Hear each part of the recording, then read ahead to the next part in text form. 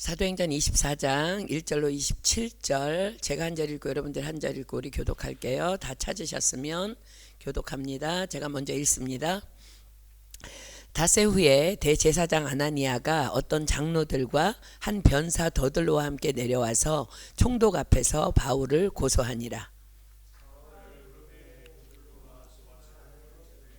벨릭스 각하여, 우리가 당신을 힘입어 태평을 누리고 또 이 민족이 당신의 선견을 인하여 여러 가지로 개량된 것을 우리가 어느 모양으로나 어느 곳에서나 감사무지하옵나이다.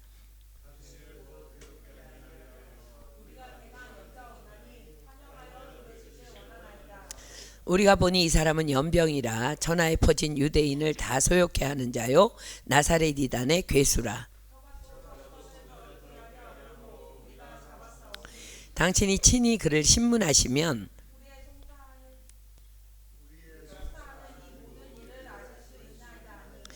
유대인들도 이에 참가하여 이 말이 옳다 주장하니라.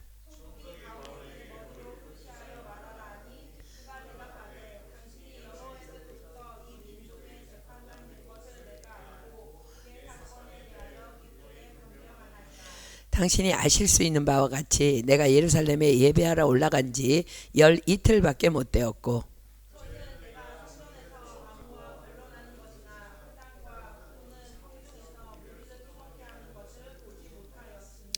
이제 나를 송사하는 모든 일에 대하여 저희가 능히 당신 앞에 내세울 것이 없나이다.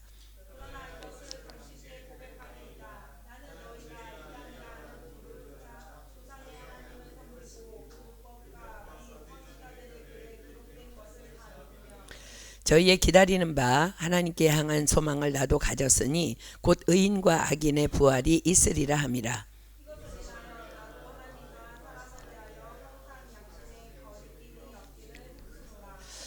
여러 해 만에 내가 내 민족을 구제할 것과 재물을 가지고 와서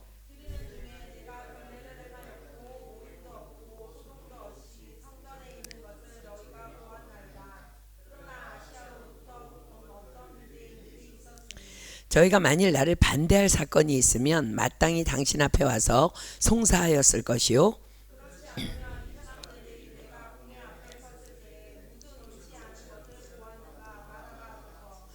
오직 내가 저희 가운데 서서 외치기를 내가 죽은 자의 부활에 대하여 오늘 너희 앞에 신문을 받는다고 한 이 한 소리가 있을 따름이니이다 하니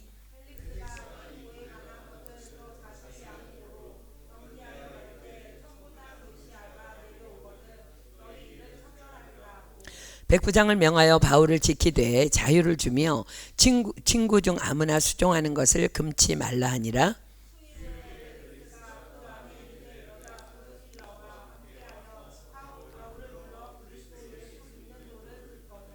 바울이 의와 절제와 장차 오는 심판을 강론하니 벨릭스가 두려워하여 대답하되 시방은 가라, 내가 틈이 있으면 너를 부르리라 하고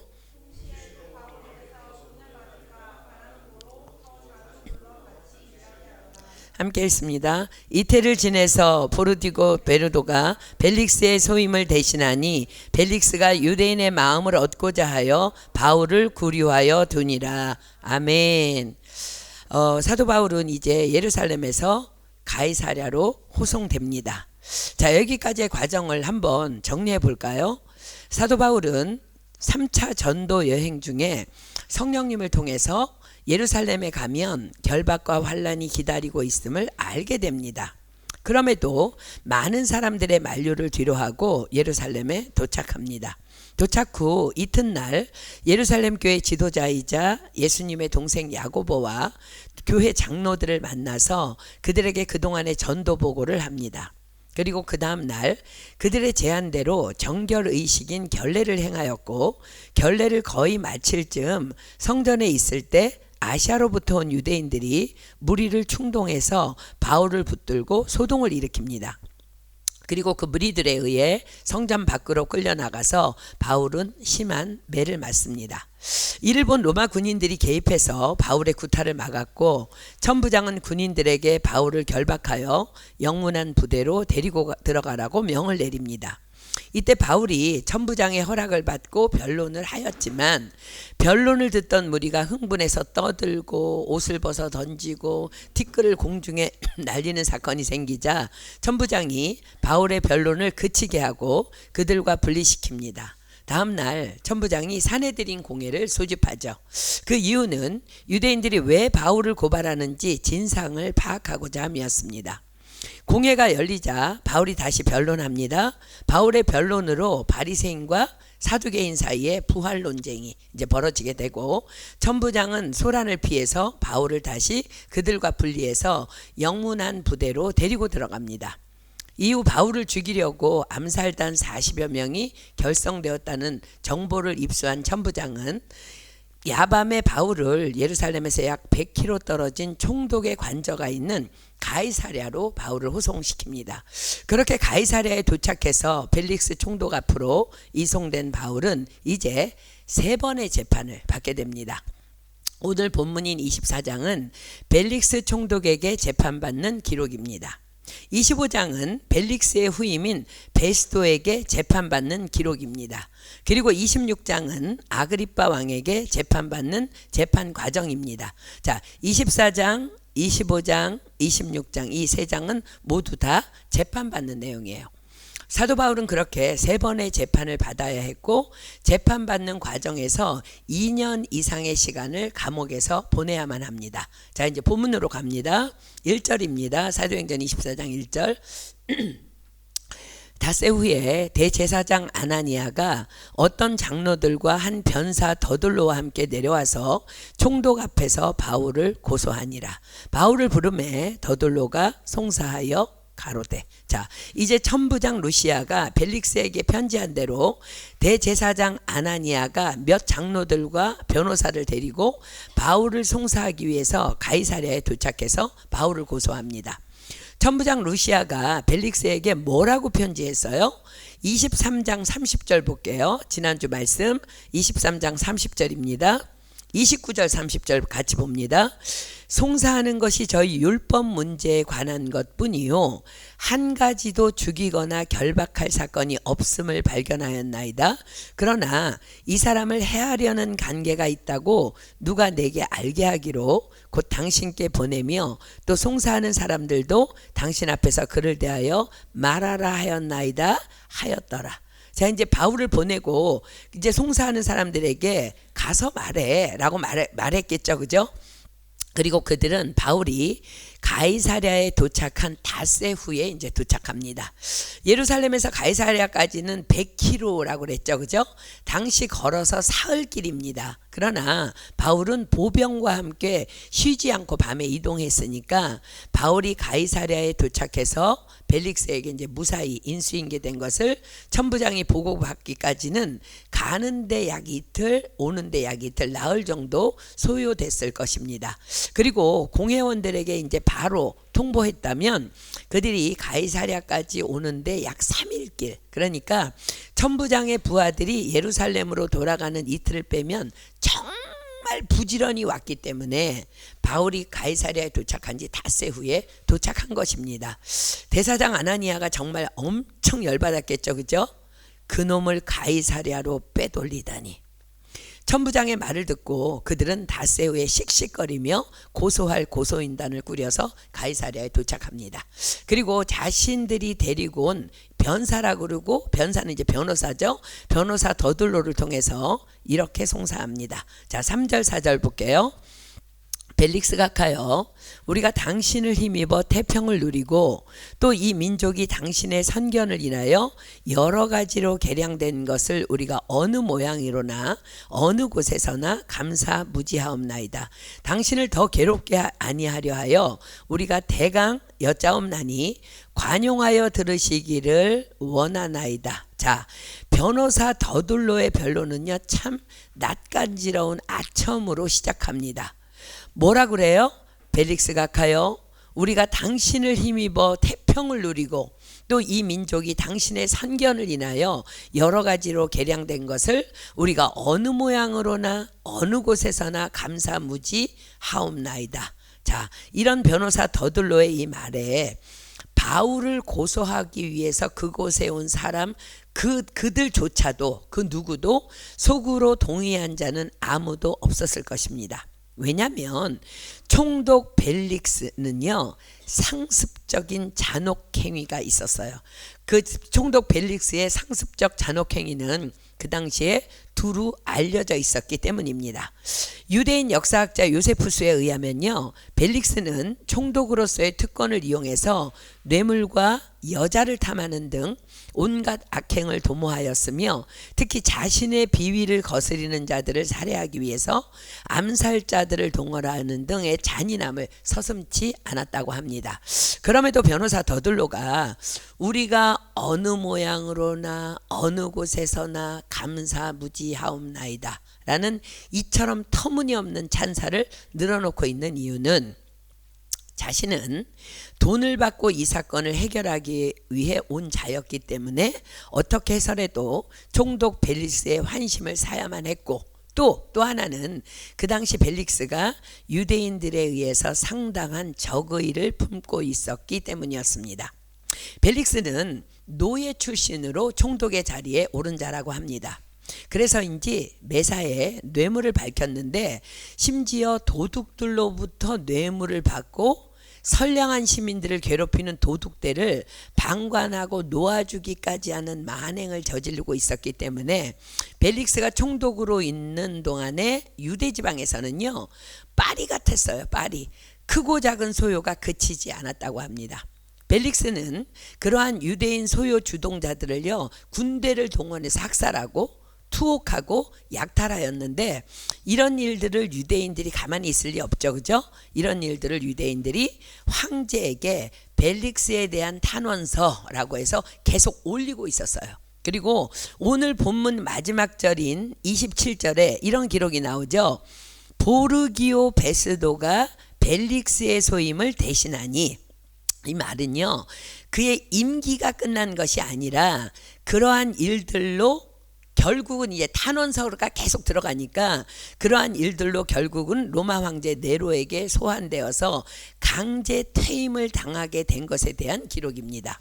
자, 이런 벨릭스에게 변호사 더들로는 자신이 가진 수사학적 재능을 동원해서 바울을 고소합니다. 자, 수사학이라는 것은 원래 설득의 수단으로 문장과 언어의 사용법, 특히 대중연설의 기술을 연구하는 학문을 수사학이라고 합니다. 수사학의 기원은 고대 그리스로 알려집니다. 고대 그리스에서는요 수사학을 가르치는 전문 교사들이 많이 있었는데 이들은 소위 말 잘하는 법이라고 하는 이 기술을 배우면 법정에서 승소하고 여론을 조종할 수 있는 능력을 가질 수 있다고 누구에게나 이제 약속을 했는데 문제는 이들의 주된 고객이 부유한 귀족들과 그 자제들이며 배운 것을 이용해서 법정과 의회, 여론에서 영향력을 발휘했다는 것입니다. 도덕과 윤리의식이 결여된 설득의 기술을 익힌 이들은 말을 통해서 가짜 현실을 만들어내고 청중에게 해를 끼치면서도 그것이 좋게 들리게끔 할 수 있다고 믿었고 실제로 또 그 당시에 그런 효과를 나타내고 있었습니다. 악의 능력이지요. 지금 현실과도 다르진 않습니다. 바로 오늘의 더들로가 그러한 변질된 수사학을 배운 자였습니다. 과연 벨릭스의 버금가는 끝간데 없는 악인인 대제사장 아나니아가 고용한 자답습니다. 그죠? 그런 그가 바울을 고소한 제목은 세 가지입니다. 자, 본문 5절부터 9절까지 볼게요. 우리가 보니 이 사람은 연병이라 천하에 퍼진 유대인을 다 소욕해 하는 자요 나사렛 이단의 괴수라. 저가 또 성전을 더럽게 하려 함으로 우리가 잡아싸우니 당신이 친히 그를 신문하시면 우리의 송사하는 이 모든 일을 아실 수 있나이다 하니 유대인들도 이에 참가하여 이 말이 옳다 주장하니라. 자, 첫째는 5절에 기록하죠. 유대인을 다 소욕해 하는 자라는 거예요. 자, 여기서 사용한 소요는 반란이라는 말과 동의어입니다. 즉 바울이 로마 제국에 대항해서 정치적 선동을 도모하려고 했다는 거예요. 벨릭스는 지금 여러 소요 사건의 주동자들을 계속 붙잡아다가 십자가에 못 박아 죽이고 있었습니다. 그랬고 그 추종자들마저도 로마의 평화를 깨뜨린다는 이유로 수없이 학살하고 있었기 때문에 더둘로는 우선 유대인을 다 소욕해 하는 자라는 반란 음모를 우선적으로 내세웁니다. 그 둘째는 나사렛 이단의 괴수라. 자, 이 괴수라는 거는 이단의 우두머리라는 거죠. 여기서 이단이라는 말로 사용된 헬라어 헤레시스는요, 어떤 또 당파를 가리키는 말로 사용되기도 하고, 종교적인 영역에서는 정통 교리에 어긋나는 것을 택한 자 혹은 파당을 가리킵니다. 더둘로는 이 하에레시스, 즉 이단이라는 표현을 아주 교묘하게 사용해서 종교적 교리에 대한 차이를 가지고는 로마 법정에서 시비를 걸 수 없음을 너무 잘 알고 있었기 때문에 벨릭스가 이 말을 로마에 저항하는 어떤 불순한 집단으로서의 도당으로 받아들여지도록 유도합니다. 나사렛 이단의 괴수라는 것은 예수님께서 나사렛 사람임을 비하하는 말이에요. 왜냐하면 당시 나사렛이 속한 갈릴리 지역은 그리 평판이 좋지 않았던 지역이었습니다. 그래서 여러분들 기억할 거예요. 빌립이 예수님을 만난 다음에요, 나다나엘을 예수님께로 인도하려고 와보라고 합니다. 그래서 나다나엘이 뭐라 그래요? 나사렛에서 무슨 선한 것이 날 수 있느냐? 나다나엘도 그렇게 말하면서 예수님을 인정하려 들지 않았던 것을 요한복음 1장이 기록하고 있습니다. 자, 세 번째는 성전을 더럽게 하려 했다는 것입니다. 이러한 죄목이 직접적으로 로마법에 연루되진 않습니다. 성전을 더럽힌 죄는. 그러나 성전을 더럽혀서 소요가 일어났다면 벨릭스가 충분히 관심을 가질 만한 일입니다. 자, 바울에 대한 더둘로의 고발 내용을 가만히 보면은요, 이때로부터 약 30년 전 무슨 일이 있었어요? 유대인들이 예수님을 총독 빌라도에게 고발했던 내용과 굉장히 동일합니다. 당시 유대 종교 지도자들이요, 예수님에 대해 문제를 삼았던 것은 자기를 하나님의 아들이라고 한다는 신성 모독이었습니다. 그러나 빌라도에게는 예수님이 하나님의 아들이 아니라 자칭 유대인의 왕이라고 해서 정치적으로 소요를 일으키고 황제를 대적해서 반란을 일으키려 한다는 죄목으로 빌라도에게 고발한 거예요. 그래야만 로마법에 따라 예수님에 대해서 반역자에게 가하는 십자가 사형이 가능했기 때문입니다. 자, 그들이 고발한 내용 한번 볼까요? 누가복음 23장 1절로 2절입니다.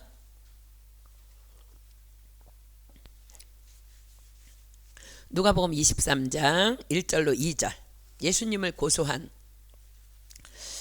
사건입니다. 고소한 내용입니다. 누가복음 23장 1절로 2절, 무리가 다 일어나 예수를 빌라도에게 끌고 가서 고소하여 가로되 우리가 이 사람을 보매 우리 백성을 미혹하고 가이사에게 세 바치는 것을 금하며 자칭 왕 그리스도라 하더이다. 이것 때문에 이제 예수님께서 이제 사형에 처해진 거죠. 더둘로도 마찬가지입니다. 유대인들은 바울이 성전을 모독했다는 거짓 모함으로 바울을 죽이려 했지만 유대인들에게 고용된 더둘로는요, 이제는 그 자기들의 손을 떠났잖아, 그죠?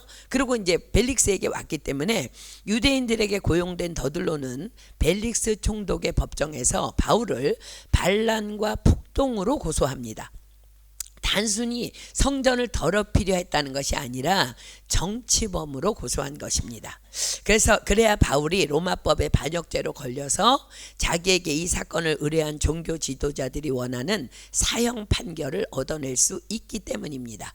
게다가 더둘로는 바울을 이 사람은 연병이라고 표현하므로 속히 제거해야만 하는 대상임을 더욱 강조합니다. 자, 그렇습니다. 연병, 즉 전염병의 특성이 뭐예요?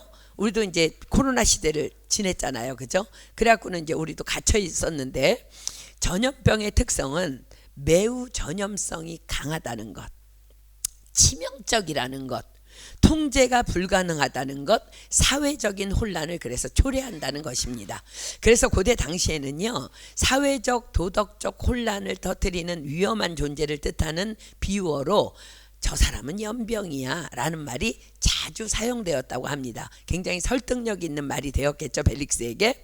그러나 복음에 점령된, 복음에 미친 사도 바울을 향한 이 사람은 연병이라 한 더들로의 비유는요, 놀랍게도 너무나 정확하게 들어맞는 말입니다. 그렇습니다. 사도 바울도 우리도 그리스도인들은 다 전염병 같은 존재입니다. 왜요? 우리 안에는 사랑이라는, 또 생명이라는 복음 바이러스가 들어있기 때문입니다. 그냥 일반적인 것, 보통 것, 나쁜 것을 터뜨리는 것이 아닌 사랑이라는 전염병이라는 거예요. 그렇습니다. 그러므로 우리가 속한 모든 곳은 나 까닭에 사랑으로, 복음으로 점령되어져야 하는 것입니다. 사랑하는 여러분, 여러분 까닭에 과연 여러분의 일터가, 여러분의 직장이, 여러분의 가정이, 여러분의 교회가 사랑이라는, 복음이라는 바이러스로 점령되어지고 있습니까? 바울은 바로 과연 그러했던 사람이었습니다. 그가 가는 곳마다 복음 까닭에 소요가 일어납니다. 더들로는 바울을 죽이기 위해, 빨리 죽이기 위해서, 속히 제거하기 위해서 연병이라 칭하고 있지만 바울은 과연 생명을 퍼뜨리는 거룩한 연병이었던 것입니다. 자, 사랑하는 여러분, 저와 여러분도 이 악한 세상에서 거룩한 연병이 되기를 축복합니다. 아멘. 아니, 그것만이 그리스도의 정체성입니다. 내가 속한 곳이 여전히 싸움판이고 여전히 정죄와 판단이 난무하다면 그것은 내가 가짜 크리스천임을 나 스스로가 증거하는 것입니다. 여러분의 가정 어떻습니까? 여러분의 직장, 여러분의 일터, 우리가 속한 교회 어떻습니까? 자, 사랑하는 여러분, 사랑 바이러스인 성령으로 충만하십시오. 주님 곧 오십니다. 아멘. 자, 보십시오. 더들로가 아무리 자신이 가진 수사학적인 능력으로 놀라운 변증을 하였다 하더라도 더들로가 고발한 이 세 가지 내용들은 다 허구일 뿐이야. 다 가짜이고 거짓입니다. 자, 보세요. 이런 수사학적 그 논리로 세상은 속아 넘어갈 수 있지만, 그러나 거짓은, 악은 결코 진리를 이길 수 없습니다. 바울은 본문 16절에서도 거듭 말하듯이 양심의 거리낌이 없는 깨끗한 사람이었고, 다만 자신이 믿는 진리의 복음 까닭에 지금 이 재판장에 서 있었을 뿐이었습니다. 그러하기에 그는 흔들림 없는, 결코 흔들림 없는 담대함으로 자신을 변론합니다. 자, 사랑하는 여러분, 혹 어떤 송사에 걸려 있습니까? 어떤 관계에 걸림돌이 있습니까? 여러분이 깨끗하다면, 어떤 일에도 양심의 거리낌이 없다면 담대하십시오. 하나님은 우리의 의로운 재판장이십니다. 아멘. 자, 말씀 찾습니다. 시편 7편 11절. 시편 7편 11절입니다. 하나님은 의로우신 재판장이시며 매일 분노하시는 하나님이시로다. 시편 75편 7절 하나 더 봅니다. 여러분 기억하십시오. 세상에 재판관들 많습니다. 그러나 우리 하나님만이 재판장이라는 거야. 자, 시편 75편 7절입니다. 오직 재판장이신 하나님이 이를 낮추시고 저를 높이시느니라. 아멘. 시편 68편 5절 봅니다. 시편 68편 5절. 너무 더들로 같은 자들이 정말 너무너무 나를 고소하려고, 사단들이 얼마나 머리가 좋은지 아무리 그래도, 자 보십시오. 시편 68편 5절이 이렇게 기록합니다. 그 거룩한 처소에 계신 하나님은 고아의 아버지시며 과부의 재판장이시라. 아멘. 다 아십니다. 그러므로 세상의 모든 재판관들 위에 누가 계셔요? 재판장이신 하나님이 계시다는 거야. 자, 지난주에 찾았던 말씀 로마서 13장 3절로 4절 한 번 더 봅니다. 로마서 13장 3절로 4절입니다. 여러분들이 양심이 깨끗하다면, 꺼리낌이 없다면, 더 더럽지 않다면 담대할 수 있어. 자 보십시오. 로마서 13장 3절로 4절 이렇게 말씀합니다. 관원들은 재판장일 수도 있고 높은 사람일 수도 있고 그렇죠. 관원들은 선한 일에 대하여 두려움이 되지 않고 악한 일에 대하여 되나니 내가 권세를 두려워하지 아니하려느냐. 선을 행하라. 그리하면 그에게 칭찬을 받으리라. 그는 하나님의 사자가 되어 내게 선을 이루는 자니라. 그러나 내가 악을 행하거든 두려워하라. 그가 공연히 칼을 가지지 아니하였으니 곧 하나님의 사자가 되어 악을 행하는 자에게 진노하심을 위하여 보응하는 자니라. 자 그렇습니다. 아무리 대제사장 아나니아가 악하다 할지라도 또 그가 고용한 변호사 더들로가 악하다 할지라도 또 재판관으로 앉은 총독 벨릭스가 악하다 할지라도 오직 하나님만이 그 모든 자들 위에 계신 재판장이심을 믿기에 사도 바울은 담대합니다. 이제 고소 측 변론을 들은 벨릭스는요 바울에게도 말하라 합니다. 그러나 여러분 벨릭스의 거만한 모습을 보십시오. 뭐 설득된 거예요. 지금 설득된 거야. 너는 곧 사형이야 라는 제스처를 취합니다. 10절 보세요. 바울을 향해서 어떻게 행동해요? 총독이 바울에게 머리로 표시하여 말하라 하니. 머리로 표시한 거. 머리로 말하지 않고 머리로 말합니다. 할 말 있으면 해봐 란 경멸의 뜻이지요. 그러나 사도 바울은 재판장에 대한 예우를 다해서 이렇게 겸손히 말하고 자신의 변론을 담대히 시작합니다. 10절 다시 봅니다. 총독이 바울에게 머리로 표시하여 말하라 하니 그가 대답하되 당신이 여러 해 전부터 이 민족의 재판장 된 것을 내가 알고 내 사건에 대하여 기쁘게 변명하나이다. 재판장을 향한 최대한의 예우입니다. 그리고 11절부터 이제 변론합니다. 당신이 아실 수 있는 바와 같이 내가 예루살렘에 예배하러 올라간 지 12틀밖에 못 되었고, 자 보세요. 당신이 아실 수 있는 바와 같이 이미 당신이 고소장을 상세히 읽어보신 바와 같이 읽어보셨지요. 같이라는 말이에요. 내가 예루살렘에 예배하러 올라간 지 12틀밖에 못 되었고, 자 그렇습니다. 바울은 아까도 얘기했죠. 예루살렘에 도착해서 제2일째에 야고보와 장로들을 만났고 제3일째에 7일간의 결례를 행하였고 그러던 중 제9일째에 무리들에게 붙잡혔고 제10일째에 공회에 출두했고 제10일 제12일째에 천부장에 의해 안디바드리를 거쳐서 가이사랴로 호송되었음을 정확하게 밝힘으로 더둘로가 고소하고 있는 그 내용들이 모두가 다 알 수밖에 없는 그 시간 그 상황에 과연 어떻게 가능할 수 있었겠느냐는 것을 분명하게 지적합니다. 자 12절입니다. 저희는 내가 성전에서 아무와 변론하는 것이나 회당과 또는 성중에서 무리를 소동케 하는 것을 보지 못하였으니 이제 나를 송사하는 모든 일에 대하여 저희가 능히 당신 앞에 내세울 것이 없나이다. 그러나 이것을 당신께 고백하리이다. 나는 저희가 이단이라 하는 도를 조차 조상의 하나님을 섬기고 율법과 및 선지자들의 글에 기록된 것을 다 믿으며 저희의 기다리는 바 하나님께 향한 소망을 나도 가졌으니 곧 의인과 악인의 부활이 있으리라 함이라. 자 사랑하는 여러분, 여러분들도 악인과 의인의 부활이 있음을 믿으십니까? 아멘. 그렇습니다. 주님 오시면 예수 믿는 우리만 부활하는 것이 아니라 악인들도 부활합니다. 예수님께서 말씀하십니다. 요한복음 5장 28절로 29절 갑니다. 요한복음 5장 28절로 29절. 요한복음 5장 28절로 29절. 주께서 말씀하십니다. 이를 기이 여기지 말라.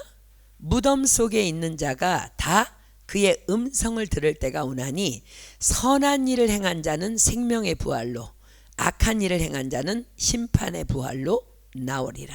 그렇습니다. 그날이 오면 모든 육체가 부활하여 주님 앞에 서게 될 것이라 하십니다. 그러므로 악인들의 죽음도 끝이 아니며 의인들의 죽음도 끝이 아니라는 거야.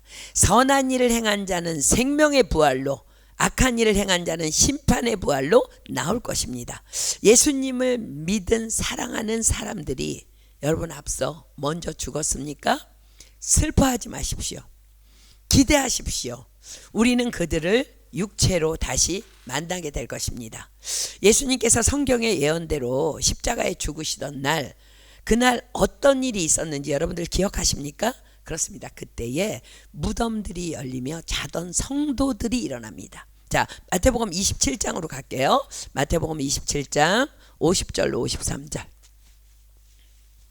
마태복음 27장 50절로 53절입니다. 마태복음 27장 50절로 53절. 예수께서 다시 크게 소리 지르시고 영혼이 떠나시다. 이에 성소 휘장이 위로부터 아래까지 찢어져 둘이 되고 땅이 진동하며 바위가 터지고 무덤들이 열리며 자던 성도의 몸이 많이 일어나되 예수의 부활 후에 저희가 무덤에서 나와서 거룩한 성에 들어가 많은 사람에게 보이니라. 이것은 우리가 반드시 말씀대로 부활할 것이라는 믿음의 약속이며 예표입니다. 그래서 우리는 생명 다해 사랑하는 사람들에게 복음을 전해야 하는 것입니다. 자, 다시 본문 15절 바울의 변론으로 갑니다. 저희의 기다리는 바 하나님께 향한 소망을 나도 가졌으니 곧 의인과 악인의 부활이 있으리라 함이라. 이것을 인하여 나도 하나님과 사람을 대하여 항상 양심의 거리낌이 없기를 힘쓰노라. 여러 해 만에 내가 내 민족을 구제할 것과 재물을 가지고 와서 드리는 중에 내가 결례를 행하였고 모임도 없고 소동도 없이 성전에 있는 것을 저희가 보았나이다. 그러나 아시아로부터 온 어떤 유대인들이 있었으니. 자, 여러분들 지금 사도행전 계속 공부하고 있는데 아시아로부터 온 어떤 유대인들, 어떤 자들이에요? 사도 바울의 제1차 전도 여행 때부터 끈질기게 따라다니면서 복음을 방해하던 자들입니다. 그들이 비시디아 안디옥에서부터 출발하죠. 바울이 복음을 전하자 비시디아 안디옥 많은 사람들이 주님을 영접합니다. 그리고 그 말씀이 그 지방에 두루 퍼지기 시작합니다. 자, 사도행전 13장 50절 비십시오. 사도행전 13장 50절.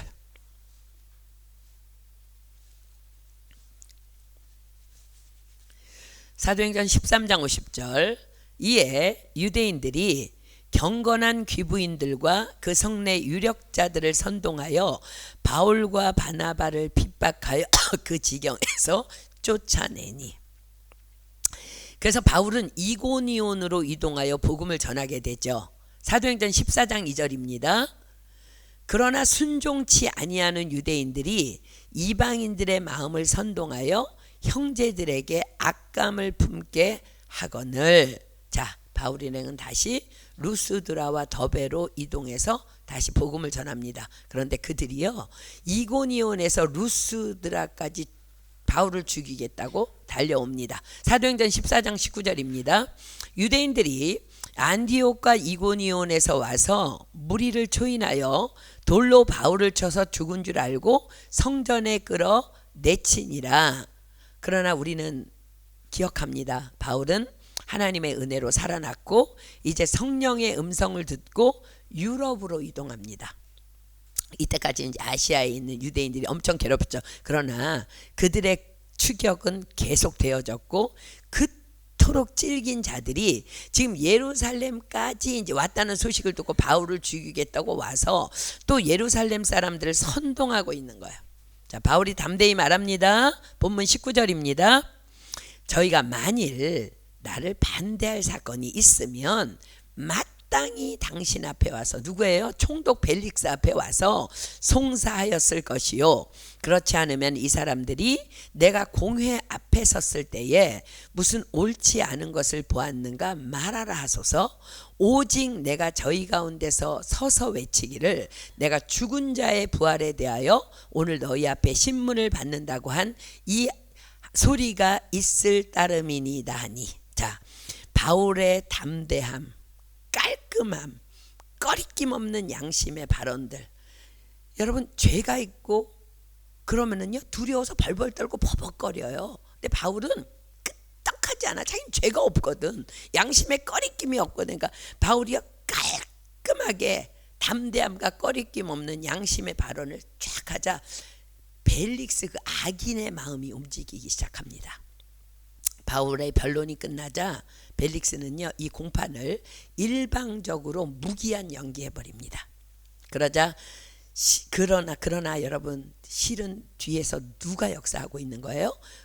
오직 의로우신 재판장 되신 하나님께서 지금 역사하고 계신 것입니다. 아멘. 자, 22절 봅니다. 벨릭스가 이 도에 관한 것을 더 자세히 아는 고로 연기하여 가로되 천부장 루시아가 내려오거든 너희를 처결하리라 하고. 자, 벨릭스가 어떻게 이 도에 대해서 자세히 알고 있었을까? 바로 답은 본문 24절입니다. 본문 24절에 뭐라고 기록해요? 그 아내 유대 여자 드루실라. 그렇습니다. 바로 그의 아내가 유대 여자였던 거예요. 드루실라는 총독 벨릭스의 세 번째 부인입니다. 이미 그 드루실라는요 에메사 왕 아지저스라는 사람과 결혼 관계에 있었어요. 이미 결혼한 사람인데 1년 만에 벨릭스와 눈이 맞아서 남편을 버리고 벨릭스의 아내가 된 여자입니다. 그 일에 마술사 시몬이 끼어 있었다고 전해집니다. 그의 아버지는 헤롯 아그리빠 1세로 첫 번째 순교자 야고보를 칼로 죽인 자입니다. 그의 할아버지는 예수님이 나시자 베들레헴과 그 모든 지경 안에 있는 사내 아이들을 2살부터 그 아래로 다 죽여버린 그 헤롯 왕입니다. 헤롯은요 절반은 유대인인 에돔 사람이었습니다. 왜냐하면 에돔 누가 낳았어요? 에돔과 야곱을 누가 낳았어? 이삭이 낳았어? 누가 낳았어요? 에돔을? 야곱과 에서잖아. 이삭이 낳잖아. 왜 이렇게 헷갈려. 그러니까 지금 에돔 사람이지만 절반은 유대인이라는 거야. 그러나 그의 아내는 또 헤롯은 또 유대인이었어요. 그렇기 때문에 그들의 가문은 비록 말뿐이긴 하지만 유대인들이었다는 거야. 그런데 그렇게 잔혹한 행위들을 유대인들에게 행하고 있었다는 거야.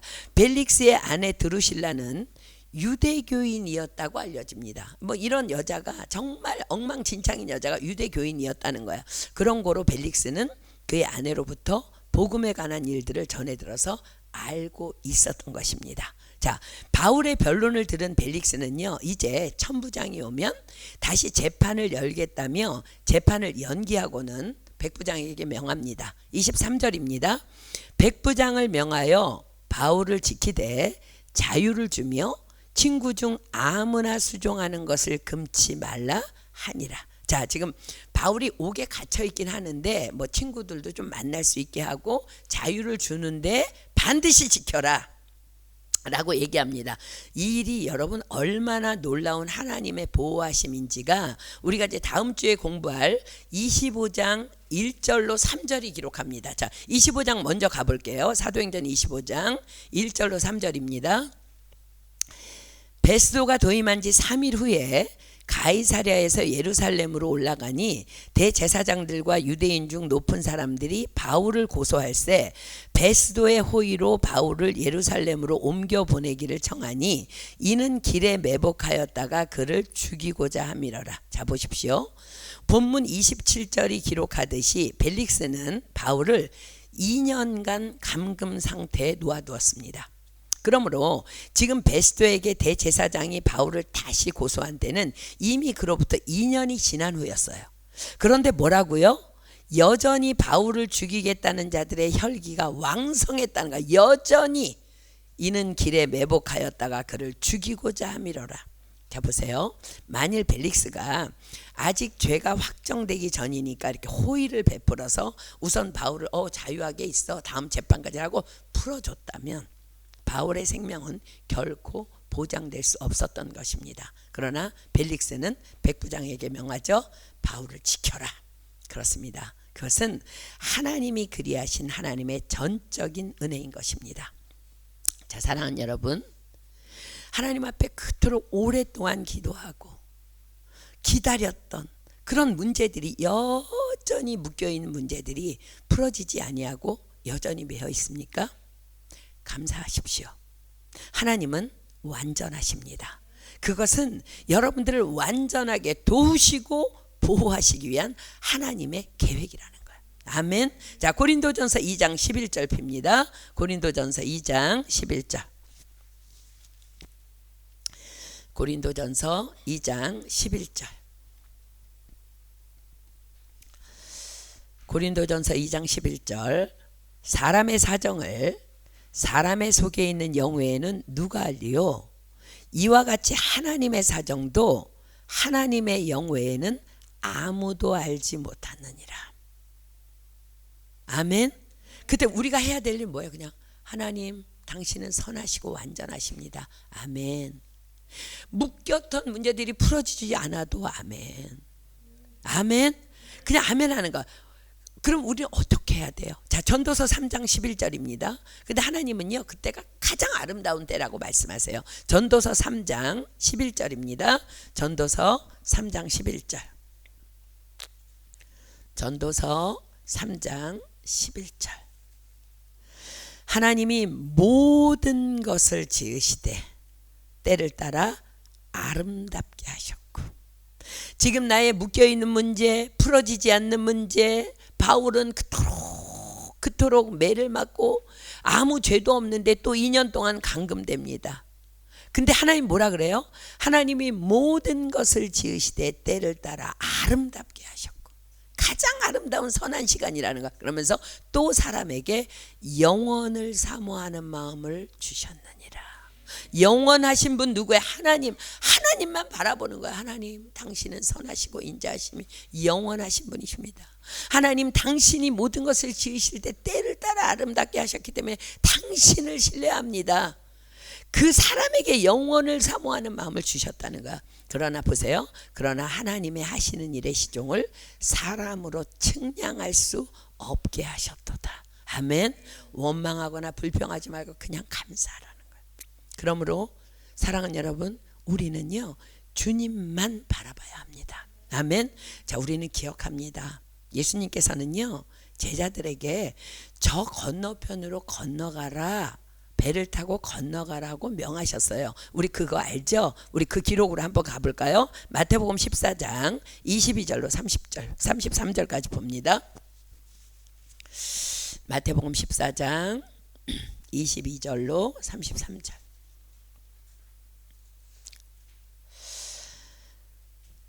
굉장히 중요한 메시지니까 여러분들 제가 읽을 테니까 잘 듣고 눈으로 보십시오.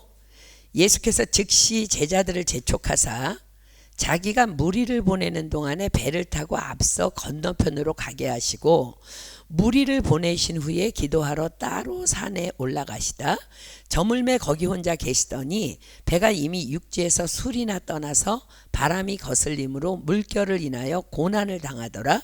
밤 사경에 예수께서 바다 위로 걸어서 제자들에게 오시니 제자들이 그 바다 위로 걸어오심을 보고 놀라 유령이라 하며 무서워하여 소리 지르거늘 예수께서 즉시 일러 가라사대 안심하라, 내니 두려워 말라.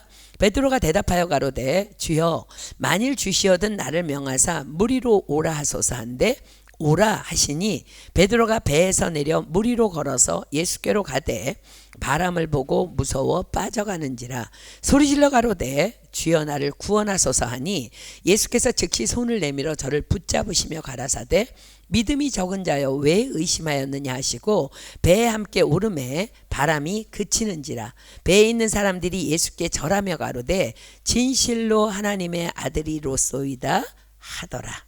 자 보십시오. 예수님께서 제자들에게요 배를 타고 건너편으로 가라라고 명하셨습니다.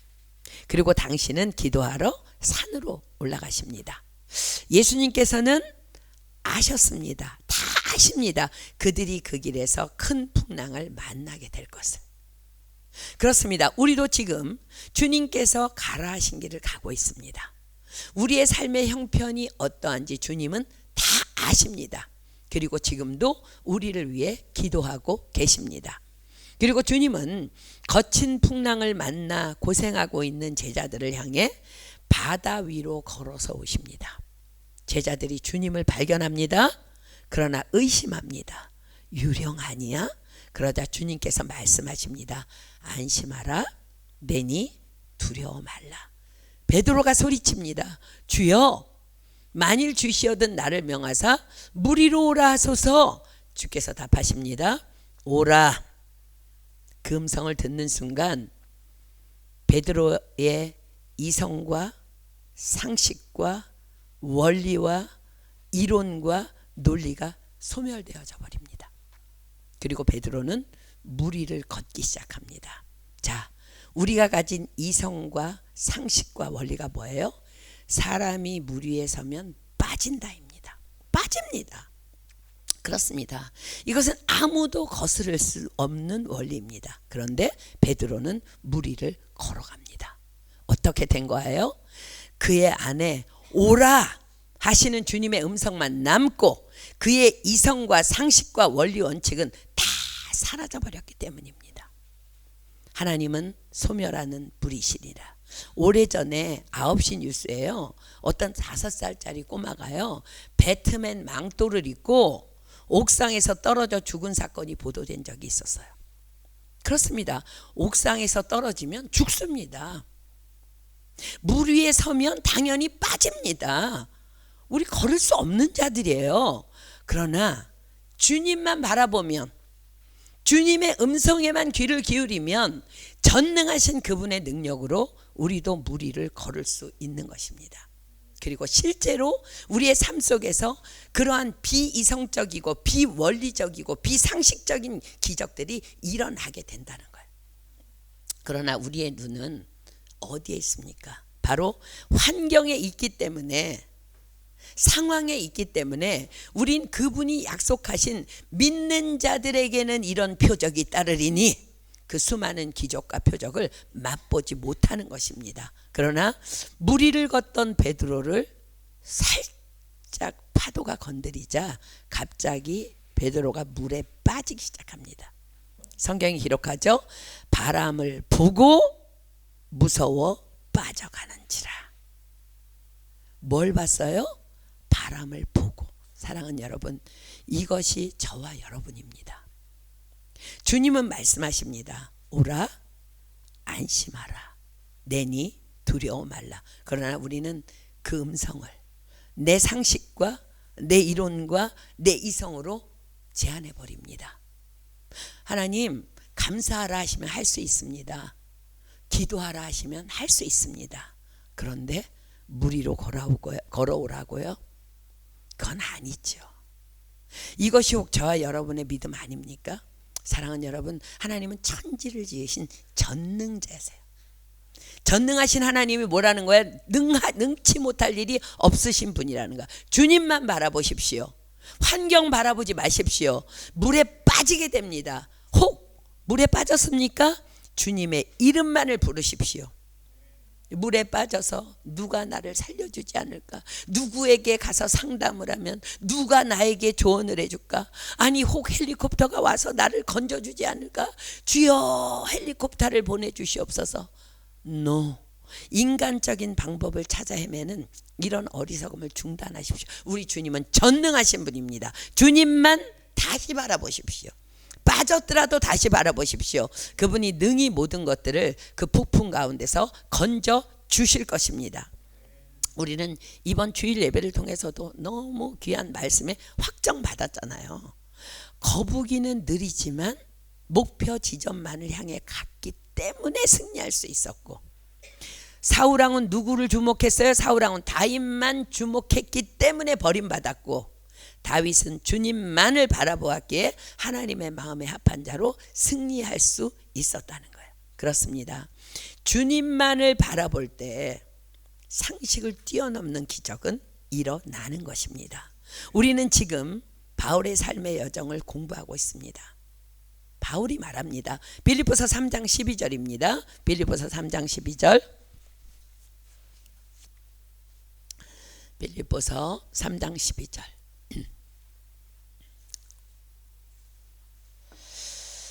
그래요. 우리가 아직은 무리를 걸을 준비가 안 돼 있다 할지라도, 환경을 바라보고 빠진다 할지라도 다시 주님의 이름을 부르면은 우리의 이성과 논리와 상식들이 내 발밑에 깔리는 거예요.